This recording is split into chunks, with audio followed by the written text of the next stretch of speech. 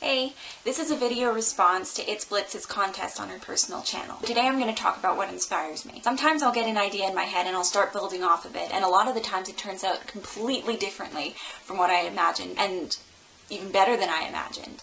This often happens when I'm writing music. I'll have one fully formed idea and get that down as best I can, but in delving into the layers of it, I can hear different parts of it. When I'm writing music, I often write it down, and when I'm dissecting this fully formed idea that I have, I often put down things that I didn't even realize I was hearing, and that is just so cool. Also, I'm really inspired by anything from the medieval times until now. When you go back, you can see that everything was so ornate and so much work was put into everything, and I'm just really inspired by all the beautiful intricate patterns and how there's layer upon layer. And because there are all these layers of intricacy, I can pick out certain details and put them in things that I create. And also kind of influenced by this inspiration with antiquity is my affinity towards gothic and metal styles. I'm really inspired by the punk and metal styles of the 80s and the grunge of the 90s, and I really love combining all these things together. I'm inspired by combinations of really hard-edged with something very soft and pretty,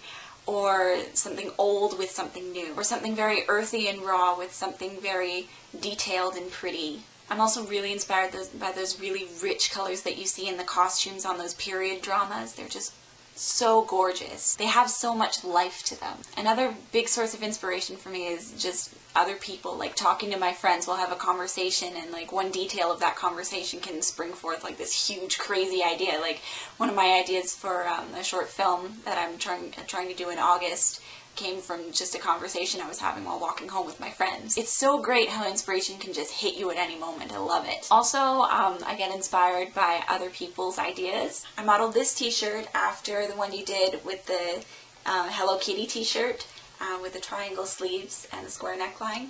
I really like this shirt now, so thanks for that. But yeah, I love recreating things. If I find something that I don't like to wear, I feel like I can look at things and I can see their potential. I'm inspired by the mystical aspects of nature, like the beauty of flowers or a waterfall, and wings and feathers.